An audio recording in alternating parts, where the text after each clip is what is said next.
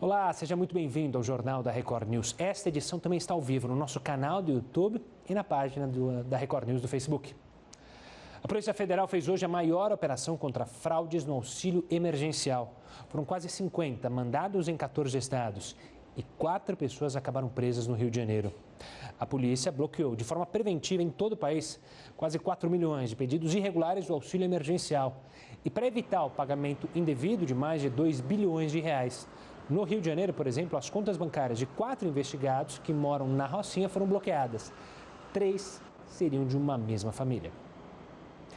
Uma produtora de vídeos e conteúdo digital que presta serviços ao governo federal fez um trabalho de graça para Renan Bolsonaro, filho mais jovem do presidente Jair Bolsonaro. De Brasília, o repórter Matheus Scavazini tem mais informações. Boa noite, Matheus. Boa noite, Gustavo. Jair Renan Bolsonaro, filho 04 do presidente, abriu uma empresa aqui em Brasília, a Bolsonaro Júnior, e não pagou pelos registros fotográficos e de vídeo da festa de inauguração. Mas a empresa responsável pelo serviço, a Astronautas Filmes, tem contratos com vários órgãos do governo federal, entre eles Casa Civil e os Ministérios da Saúde e da Educação. A Astronautas Filmes confirmou que prestou serviço de graça em troca da divulgação da marca. Alegou também que é uma das principais fornecedoras do poder público desde governos anteriores e que jamais foi beneficiada.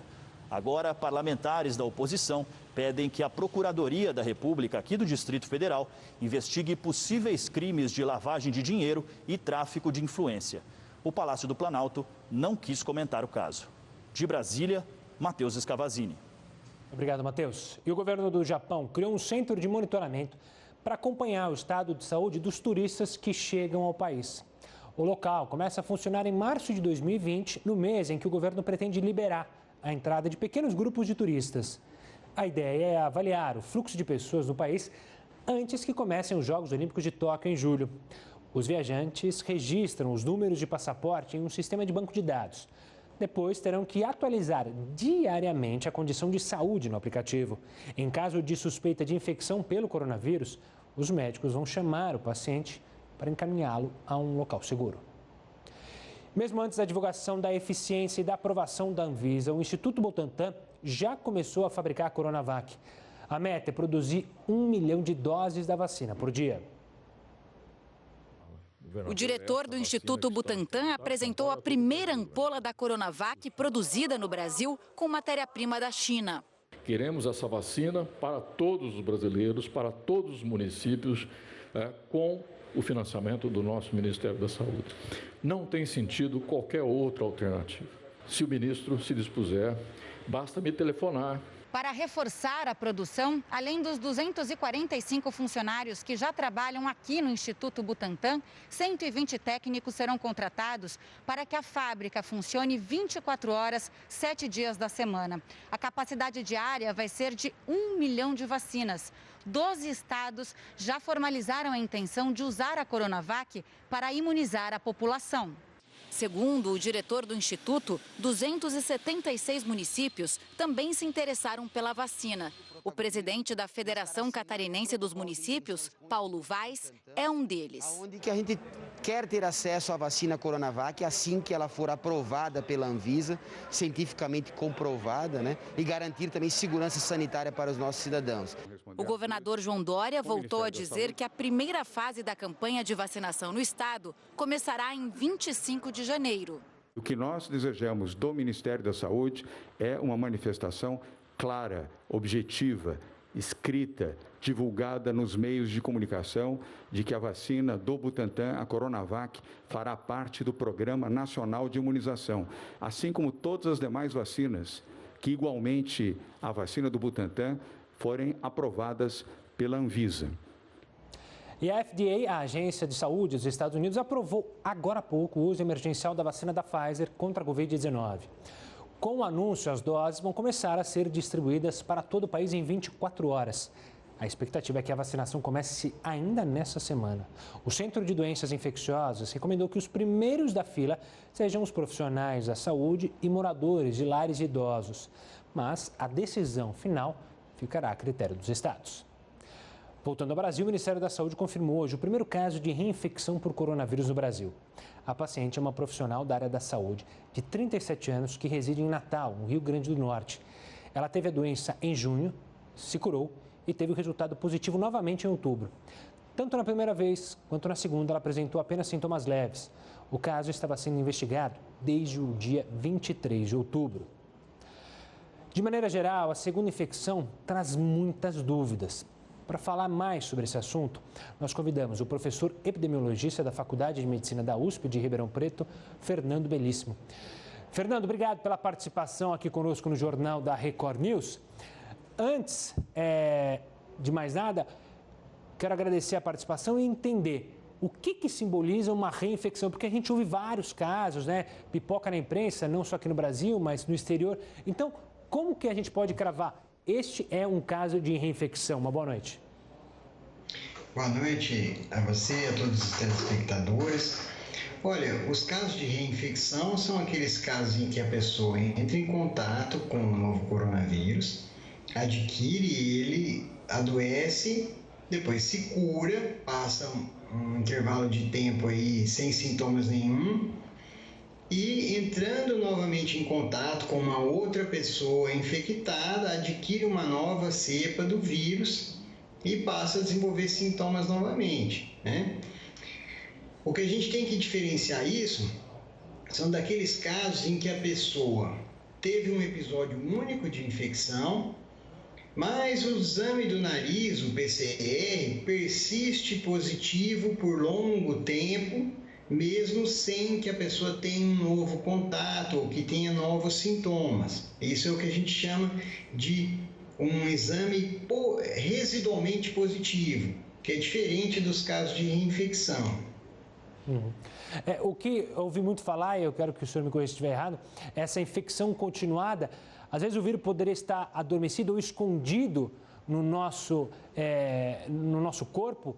Pode acontecer isso? É por isso que a pessoa acaba fazendo um teste depois de um tempo e ainda persiste ali o vírus? Não é exatamente isso, sabe? O que acontece é que o pulmão ele não tem uma via de eliminação de patógenos como o trato digestivo, por exemplo. Quando você tem uma infecção intestinal, você tem diarreia e poucos dias depois você não encontra nenhum vestígio dos vírus que te infectaram.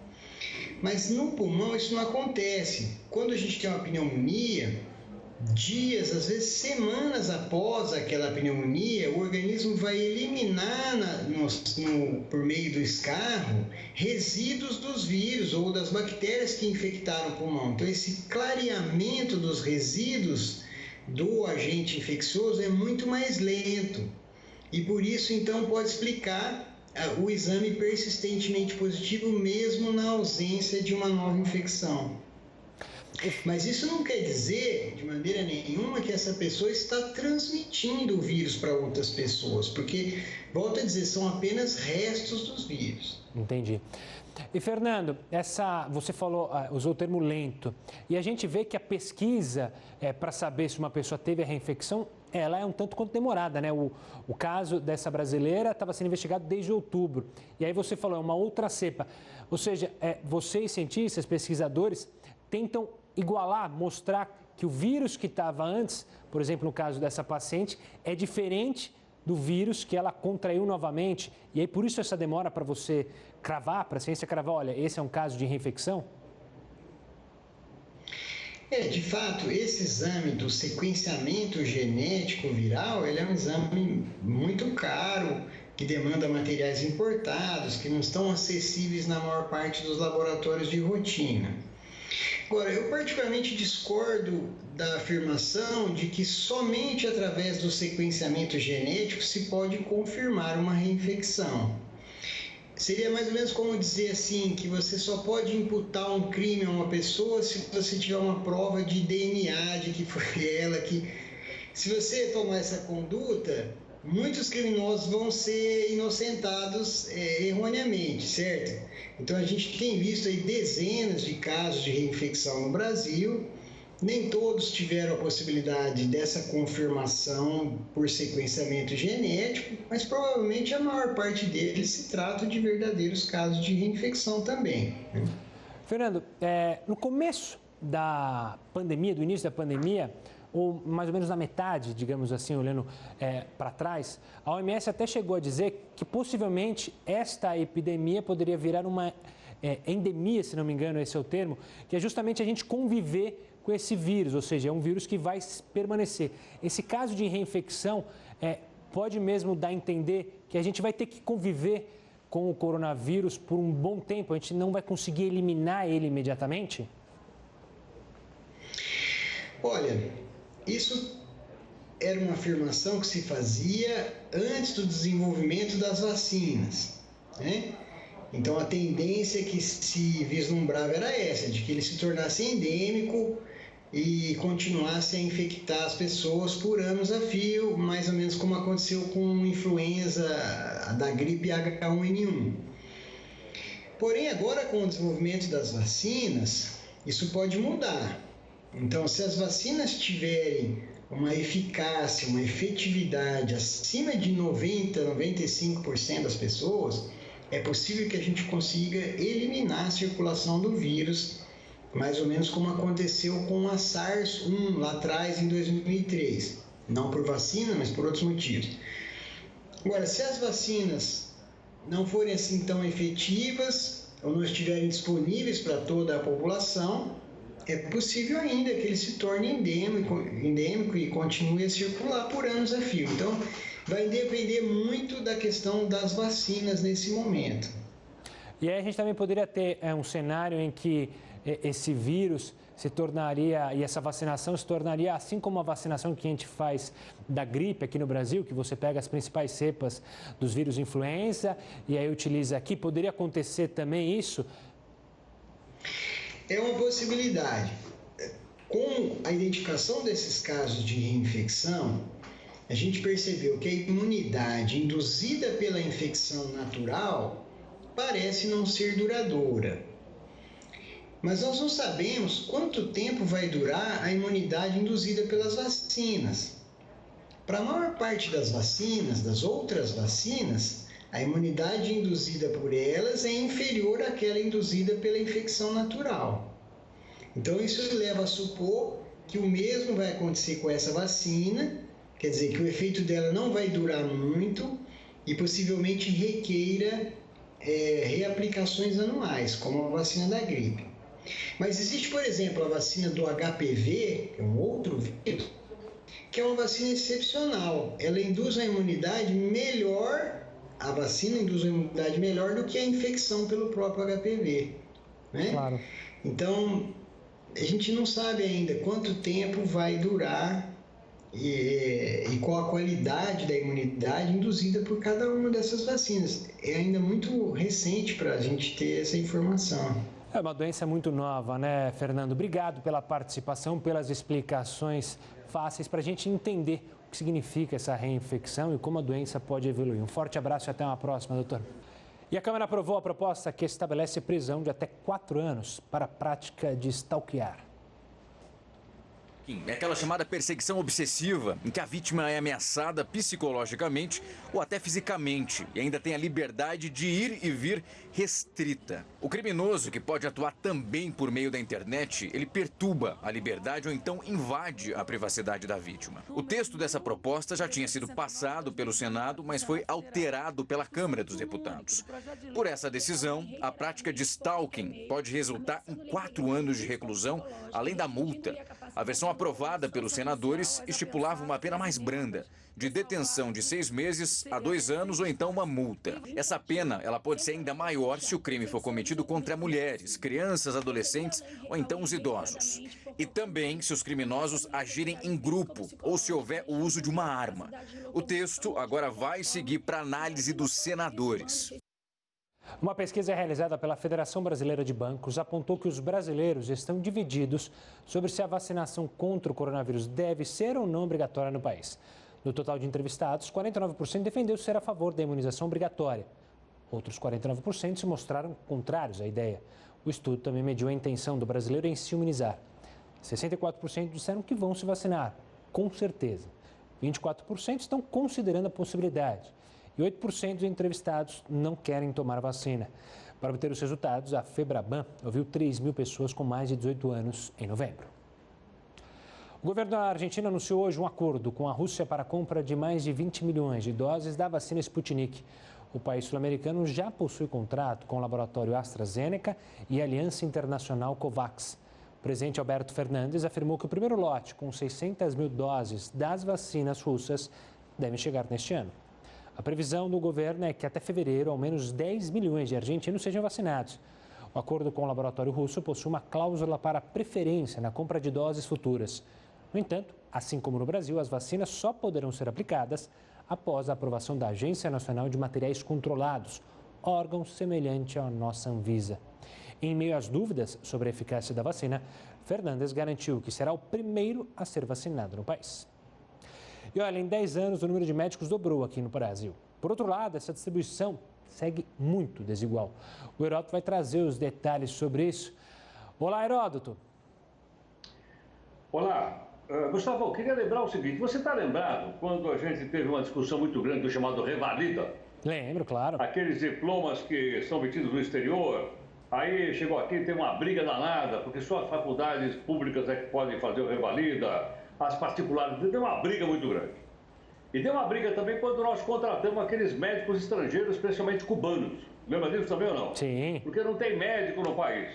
Bom, eu vi hoje uma pesquisa, que eu vou mostrar alguns dados para a gente aqui, do Conselho Federal de Medicina. Né? E eles dizem o seguinte, hoje nós temos aproximadamente 500 mil médicos no país, 500 mil de médicos no país. A nossa população está aí, todo mundo sabe, é de 210 milhões de pessoas. Muito bem.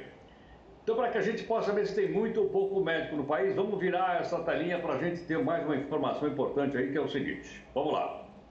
Por habitante no Brasil, pegando o número de médicos ali, dividido pela população, nós temos então 2,4 médicos para cada 1.000 habitantes do Brasil.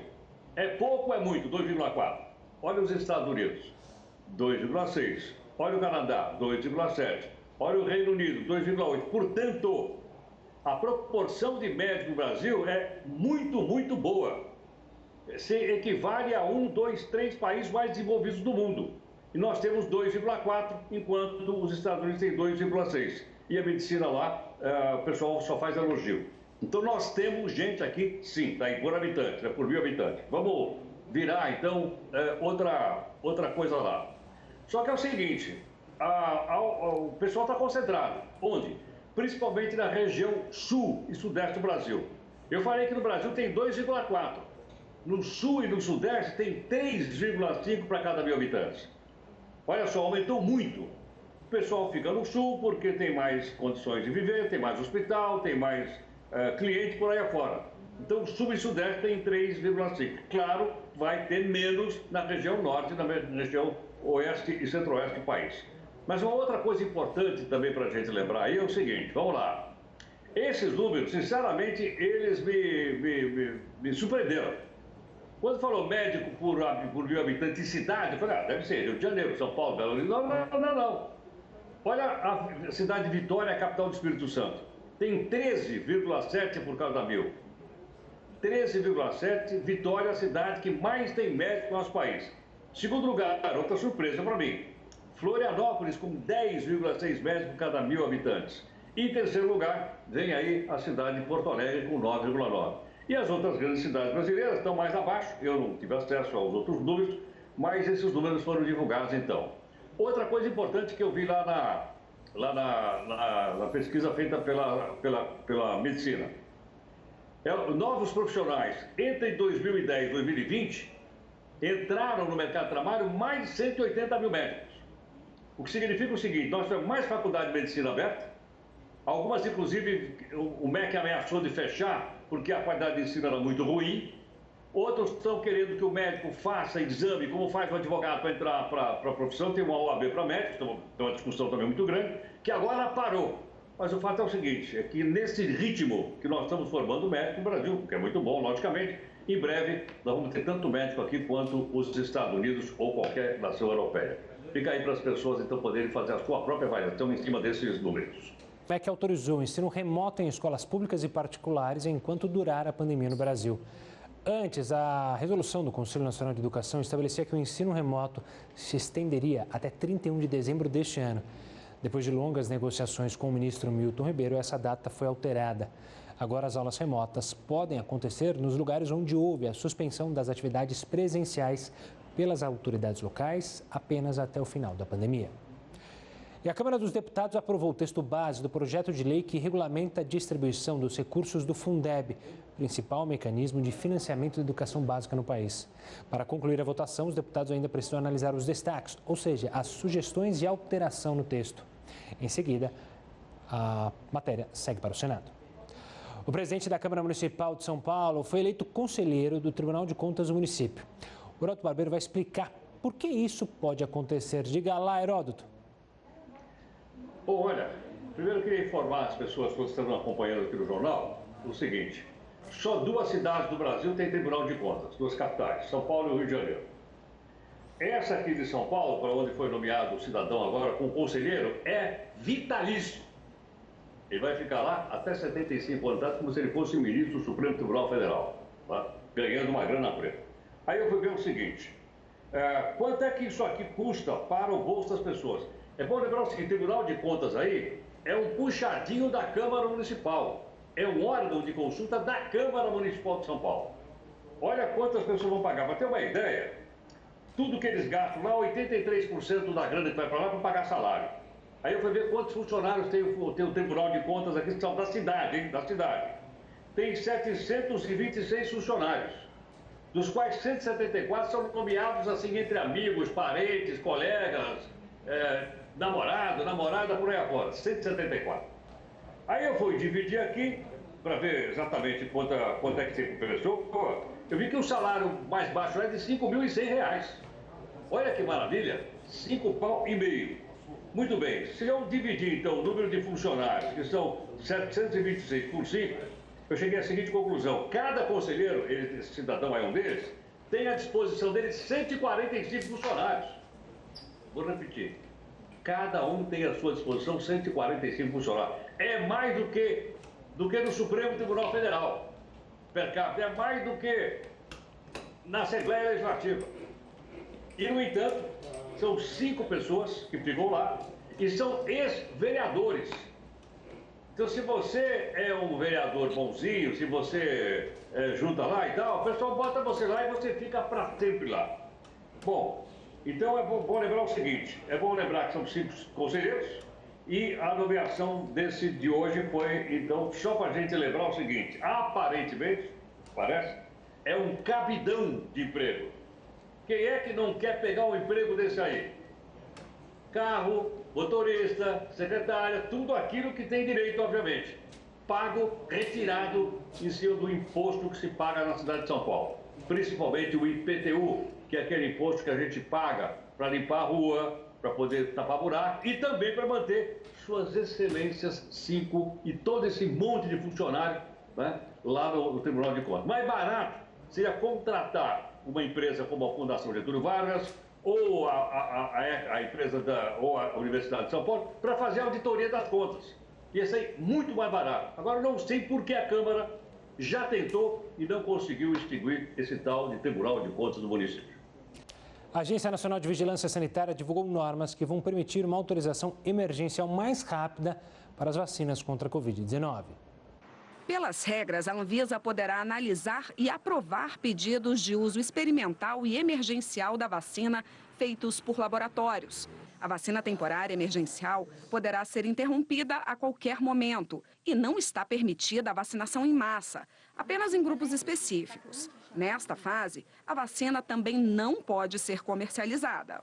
É muito pertinente e talvez imprescindível que a Anvisa proponha procedimentos temporários para o uso emergencial dessas vacinas, considerando que os benefícios conhecidos e os potenciais podem ser maiores que os riscos. Enquanto o Ministério da Saúde estima que um registro definitivo para uma vacina contra a Covid-19 demore cerca de 60 dias para ser liberado pela Anvisa, uma autorização emergencial encurtaria bastante esse prazo. Só que até agora, nenhum fabricante de vacina fez esse pedido de autorização à Agência Nacional de Vigilância Sanitária.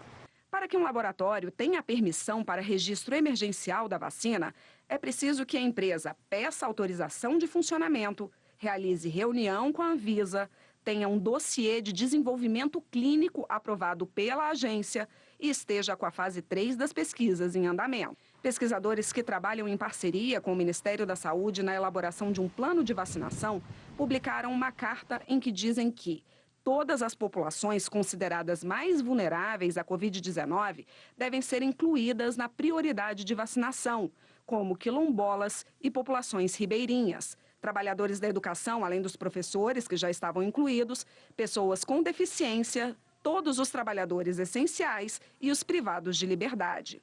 Os presos haviam sido retirados da última versão do plano, divulgada ontem pelo Ministério da Saúde. E a Fiocruz alerta que a pandemia pode piorar depois do fim do ano. Segundo a Fundação, com o aumento de circulação de pessoas no Natal e no Réveillon, sem os cuidados necessários, o sistema de saúde pode entrar em colapso. A nota destaca que desde o começo de novembro tem aumentado a demanda por leitos e enfermarias de pacientes com coronavírus. E lembrou que no fim do ano o número de acidentes também aumenta. Isso pode agravar ainda mais a situação nas UTIs. O atacante Robinho foi condenado na Itália por estupro. Agora, também na segunda instância. A pena de 9 anos de prisão foi mantida. A defesa do jogador ainda pode recorrer da decisão. Robinho voltou a estampar os jornais italianos e, mais uma vez, fora das páginas esportivas.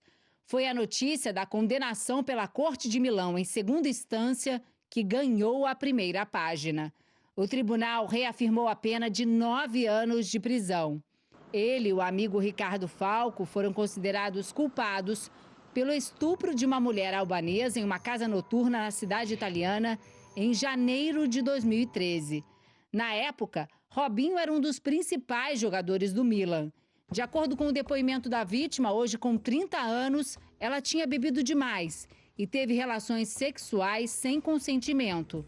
Versão que a defesa de Robinho tentou derrubar hoje com um relatório de 65 páginas. Em entrevista à Record TV, o advogado da vítima afirma que a defesa de Robinho usou estratégias para desqualificá-la. Apesar da confirmação da condenação, os advogados de Robinho e do amigo dele vão recorrer da decisão. Eles pretendem apelar à Corte de Cassação, que no sistema judiciário da Itália corresponde ao Supremo Tribunal Federal do Brasil. Após o processo tramitar nessa corte, não haverá mais possibilidade de recurso. O jogador nega a versão da jovem. Ele será preso de fato se entrar na Itália. Não existe a possibilidade da justiça brasileira extraditar o jogador para a Europa. Mas isso pode acontecer a partir de algum outro país. A defesa de Robinho mantém a confiança na inocência do jogador. Em outubro, a repercussão negativa sobre o caso fez Robinho ter a contratação cancelada pelo Santos. Aos 36 anos, ele pretendia encerrar a carreira no time que o revelou, mas atualmente está sem clube. Para falar mais sobre o caso do Robinho, a gente conversa agora com a Cássio Miranda da Silva Filho, que é advogado especialista em Direito Penal Internacional.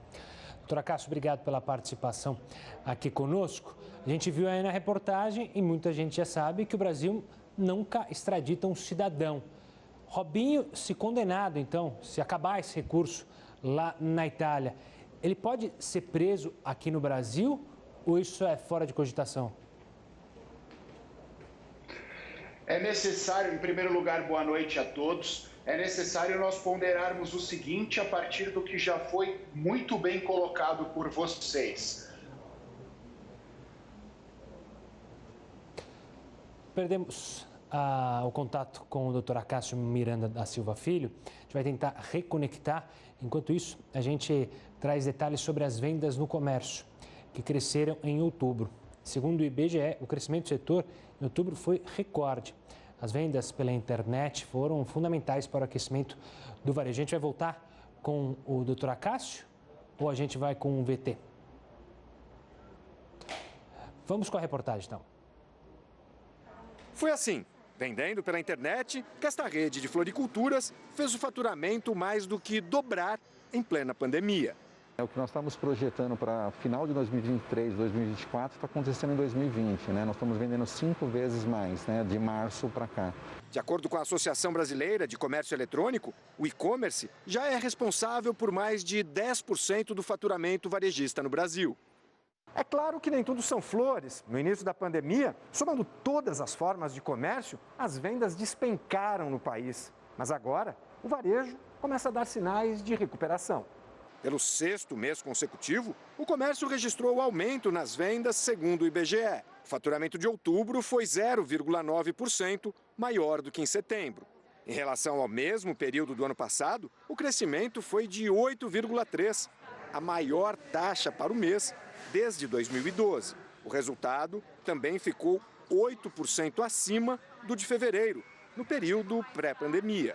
A receita nominal ela teve um incremento de 2%, o que nos dá aí alguns indícios também de que ainda está acontecendo uma recomposição de preços. Em tempos incertos, adaptação é a palavra, seja para empresas ou trabalhadores. Rodrigo é um dos 40 novos contratados da floricultura. Teve de aprender a fazer todo o serviço online. Nós alimentamos o parceiro com esse pedido que o cliente comprou. O parceiro responde pela gente que recebeu, aprova o pedido e via internet a gente envia novamente. A dica para o pequeno varejista é inserir sua loja numa plataforma de vendas pela internet, geralmente gerenciada por uma grande empresa. Esse consumidor também utiliza a internet para buscar produtos, para comparar preço, para analisar as diversas opções no momento de compra. Com a segunda onda do coronavírus batendo a nossa porta, fica a lição do início da pandemia. Quem não está na internet está em desvantagem. Vamos chamar o Heródoto Barbeiro para falar, retomar o assunto, Robinho, porque obviamente chama atenção, né, a condenação em segunda instância de um jogador que surgiu promissor, fez muito sucesso na Europa e agora está condenado por um crime absurdo, porque foi um estupro grupal que é desumano. Já começo de conversa. Mas chama atenção para saber quais serão os próximos passos, né, Heródoto? Principalmente o que a justiça italiana... Heródoto, a gente retomou o contato do Acácio. Antes de passar a palavra para você, vamos falar com o Acácio, que o Acácio, a gente teve problema na conexão, agora de volta. Acácio, retomando a pergunta para quem ligou a televisão agora, o que pode acontecer? Robinho pode ser preso aqui no Brasil? Em primeiro lugar, nós falávamos, peço desculpas pela conexão, em tese, ele não pode ser extraditado, portanto, não pode ser enviado para o cumprimento da sua pena na Itália. Contudo, existem tratados, e tratados são instrumentos feitos entre países, e através destes tratados, há a possibilidade que uma pena imposta, por exemplo, na Itália, seja cumprida no Brasil.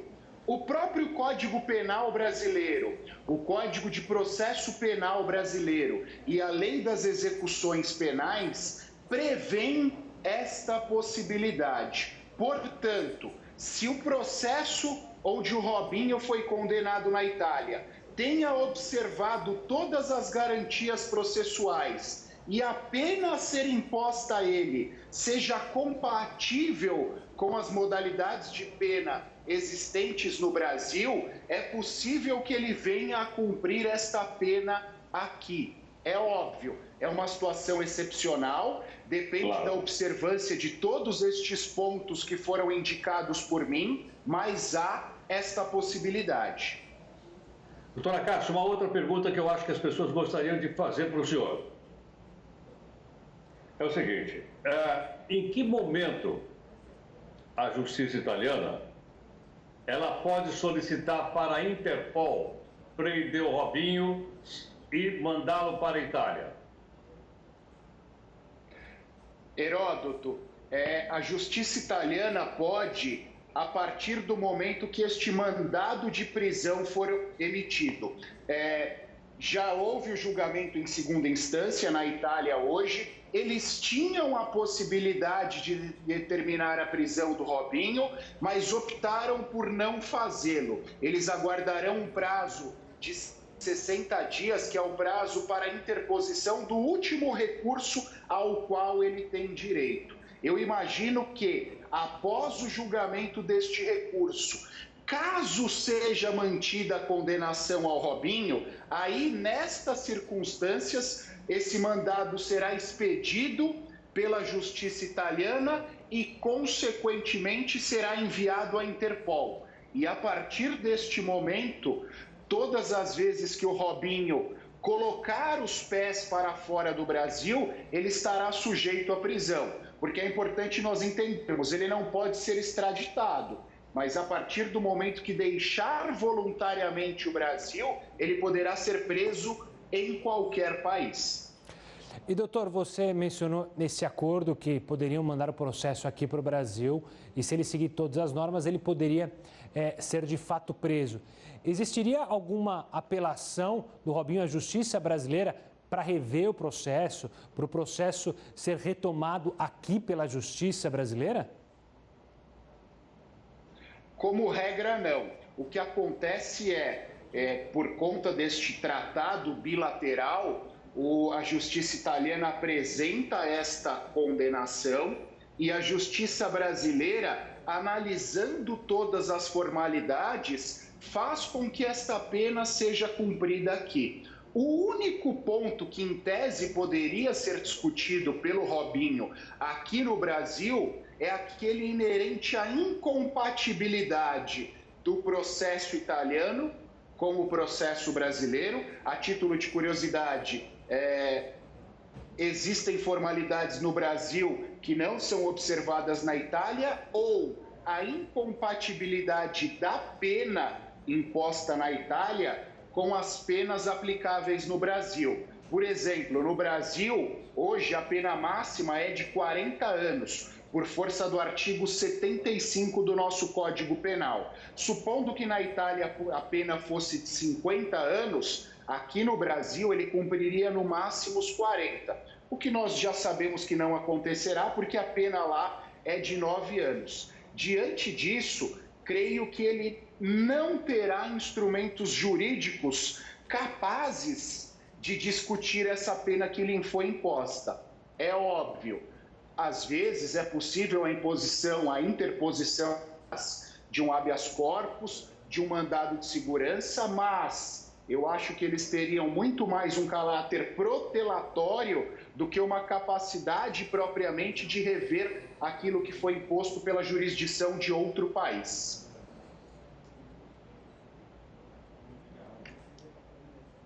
Heródoto, está com a gente, Heródoto? Posso fazer mais uma perguntinha rápida? Por favor, temos tempo. Cássio, ele pegou 9 anos de cadeia na Itália. Se ele tivesse praticado o mesmo crime aqui no Brasil, qual seria a punição? Nós temos que olhar para dois aspectos, Heródoto. Como regra, nós temos 2 crimes no Brasil que são adequáveis à conduta deles. Primeiro, o artigo 213 do Código Penal, que dispõe sobre o crime de estupro, cuja pena é de 6 a 12 anos. Mas há uma peculiaridade no caso do Robinho. Supostamente, eu não conheço o processo, por isso que eu falo supostamente, diante das informações que nos foram transmitidas, a vítima estava desacordada por conta da ingestão de álcool. E aqui no Brasil, nós temos o artigo 217 do Código Penal, que dispõe sobre o estupro de vulnerável, que é aquelas circunstâncias onde a vítima, por razões definitivas ou transitórias, é incapaz de impor a sua vontade, é incapaz de reagir àquela conduta. Ou seja, ela estava desmaiada e, por conta disso, há uma incapacidade de reação. Tal circunstância vai tornar o crime ainda mais grave. Então, nós partimos do estupro de uma pena de 6 a 12 anos e vamos para o estupro de vulnerável, onde a pena pode chegar até a 20 anos. Então, muito provavelmente, se essa conduta tivesse sido praticada no Brasil, a pena seria ainda maior que a pena imposta na Itália. Doutora Cássio, obrigado pela participação, pela análise sobre o tema. Heródoto, obrigado também pela participação. A gente se fala amanhã aqui no Jornal da Record News. E olha, em busca de um dos maiores traficantes de drogas do Brasil, a polícia divulgou imagens de possíveis disfarces usados por André do Rap. Suspeita de que ele esteja fora do país. As projeções foram feitas por peritos e divulgadas pelas polícias civil e federal com o objetivo de mostrar as possíveis aparências do traficante André de Oliveira Macedo, mais conhecido como André do Rap. Ele é apontado como um dos chefes de uma das principais facções criminosas do país e também está na lista de procurados da Interpol. As 11 imagens mostram como André do Rap pode estar atualmente, com cabelo e barba diferentes e usando óculos e boné. André do Rap havia sido preso em 2019 na mansão dele em Angra dos Reis, no litoral do Rio de Janeiro, após 6 anos de buscas.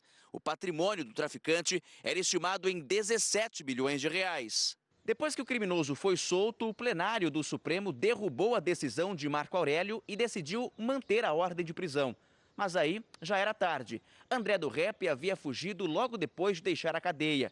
A suspeita é de que o traficante esteja fora do país, no Paraguai ou na Bolívia. E o Jornal da Record News fica por aqui. Tenha uma ótima noite e até amanhã.